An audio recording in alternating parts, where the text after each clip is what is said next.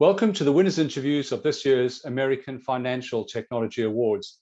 Now I have with me today Alexander Sokol, founder and executive chairman of a company called CompatibL, which won the best new technology introduced over the last 12 months for trading and risk, thanks to its work around applying machine learning technology to market generators.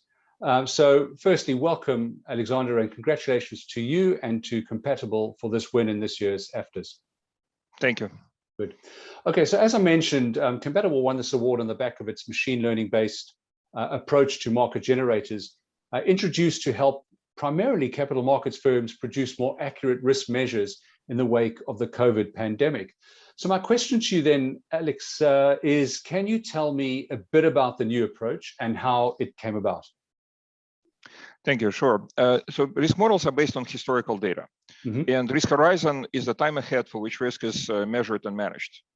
And the historical time series, the length of the historical time series that is necessary to measure risk has to be longer than the horizon for which we're measuring. You cannot just say, well, I have 1 day of data, I'm going to predict the next 30 years. However, it also has to be relevant to today's risk, because if past few years, like right now, when the past few years with the pandemic era are very different from the time before, and last 2 years had elevated level of risk, then anything longer will not be relevant to what the risk is today. So for many important risk and investment management applications, including credit risk, limit management, insurance reserves, macro investing, very disparate set of applications, the horizon is measured in years and decades. And in order to have relevant pandemic era data, we only are limited to the past 2 years. So the technology which we put in this product that won the award is based on our research, my research, and my colleagues in CompatibL quant research team, jointly with Alexei Kondratyev, from who at the time was Imperial College, on applying machine learning to extracting or producing accurate risk measurement for long time horizons from limited data.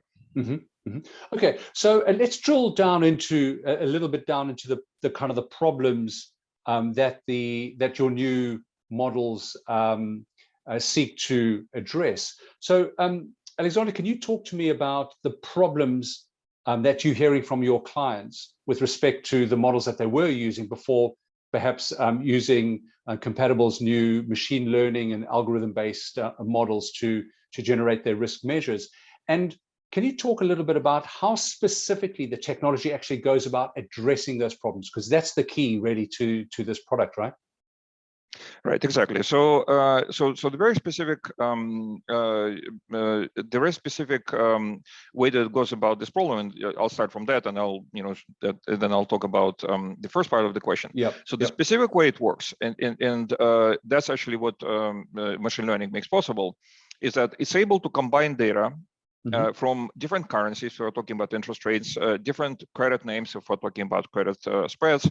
In other words, across multiple names, currencies, countries, if we're talking about government debt, in a way that preserves the individuality of which name, of which country, of which currency. So normally in traditional risk management, either you use data for the individual name, then you have the individual data for each name, is great, right? But then you have the long time series. Or you combine all of the data into one big bag, and then essentially it becomes data for the average currency, average name, right? And nobody wants risk management for the average currency, because if you're putting together very different currencies, you're really getting average risk. You want individual risk. So machine learning makes it possible to combine data for disparate names while preserving individuality of each name. And the reason it makes it, the reason it's able to do that is because it's not interpolating, it's not aggregating, it's actually reasoning about the data, right? And that's exactly what makes a difference, why machine learning is the only way to go about it. So would this be possible for, I mean, humans couldn't conceivably do this just because it's a massive, it would take such a long time, right? It's a sheer scale issue, right? And when you've got machine learning technology, it can massively reduce the kind of the time period for making these calculations and pulling all this data together, correct? Absolutely, you're absolutely right. Exactly, this task is too large for humans, and also not only just because of the sheer volume, but also for other reasons. First of all, humans have what's called a cognitive bias, right? So in other words, they're not great at averaging, they're great at seeing patterns, but being able to see patterns, it makes them not as good at looking at rigorous averages. So what machine learning does is that it's as good as humans. So we, trying to make it as good as humans and seeing patterns. That's what I referred to when I said that it's reasoning as opposed to averaging. But still, it's very rigorous, and you can see exactly not only the result, but also how confident you are about the result. So that's what's great about machine learning. So essentially, it combines the best of human perception and traditional risk techniques. My next question then to Alexander is, to what extent do you believe machine learning technology will be used to calculate risk measures across the entire industry going forward? So that's the first part of the question. I should imagine that you're probably going to say, yes, there is significant application for the technology. So my next question then is, what are the advantages of using machine learning models over traditional models to calculate risk measures? And I know that you touched on this in your previous answer, but do you want to just talk about, so two parts to the question: to what extent do you think machine learning is the future of producing risk measures? And secondly, what are the specific advantages that you can see, other than just reducing headcount and also producing more accurate risk measures, because you physically couldn't do this if you were a human being, and you mentioned the cognitive bias as well. So do you want to just comment on those issues? Right. Yeah. So, well, on the first question, so we absolutely, at CompatibL, we absolutely believe that machine learning is a transformative new technology that will revolutionize every aspect of not just risk, but also the front office as well, and perhaps the back office. And I'm confident that this transition will happen very soon, before the end of this decade. Where machine learning is the standard way, not just a tool in a toolbox, but actually the preferred way of dealing with front, back, and middle office, right? So it will permeate, I believe, that the entire the software industry that applies to the financial services. And on the second question, so I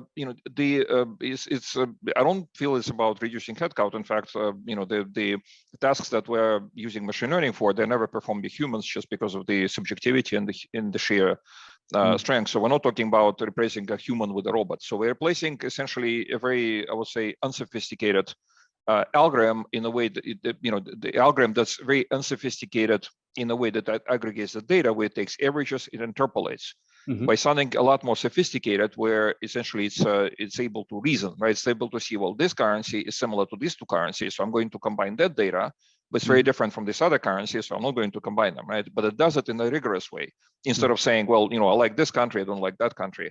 So I think that this unique combination of being rigorous, but also being very perceptive is what carries really tremendous advantage over the standard techniques. Alexander, just one additional question, and that just occurred to me now, and that is, to what extent does the technology genuinely learn? In other words, does it get better? Does it become more accurate? Does it become faster as it matures as an application? Yes, absolutely. So what's great about machine learning, the more data it has, the more accurate it becomes. It doesn't become faster, but also we have the cloud, right? And machine learning is always in the cloud. So the speed actually doesn't matter as much. But what matters tremendously is that it can be as precise as the amount of data it has without either overfitting or underfitting, right? So in other words, it doesn't overinterpret the data. It doesn't overly simplify the data, it has more. So unlike other techniques where essentially you select how granular you are, how precise you are in advance, right? And then maybe you don't have enough data for it, or you have too much and you're not using it properly. With machine learning, it has a kind of continuous evolution where it can do something from the minimal data that you provided. And then as more data arrives, and then very often in risk management, you start from a short time series, and then you get more and more data, right? So more data arrives, more sophisticated data arrives. So it can gradually improve and become more accurate as more data arrives in a continuous way, as opposed to kind of a big bang switching from one model to another model. So I think that's really what's amazing about machine learning. Makes perfect sense. Final question to Alexander, and that is, what can we expect from CompatibL, and specifically the CompatibL risk platform, going forward into 2022? What is your focus for next year? Can you shed a little bit of light on that? Yeah, so well, machine learning is rapidly becoming the standard in trading and risk applications. And at CompatibL, we're honored that our work over the past year toward this goal has been recognized by the after selection panel. And we want to continue to lead this transformation. Our market generator was the first production limit management model among the software vendors. And we're working on more exciting announcement that we really can't wait to make in the coming months. We have a lot of new features coming out. Next year will be, I think, amazing for machine learning. Mm-hmm. And at CompatibL, we have multiple new machine learning-based software modules coming out, and we will look forward to that. Yes, we're indeed in a very exciting time in the financial services software industry right now, and I do believe that we're on the cusp of something particularly exciting with respect to AI technology and all the various technologies that kind of fit under the AI umbrella. Alexander, it's been a pleasure chatting to you. Congratulations to you and to CompatibL again for your win in this year's AFTRS. And I look forward to catching up with you, hopefully sometime in the new year. Thank you. Thanks very much.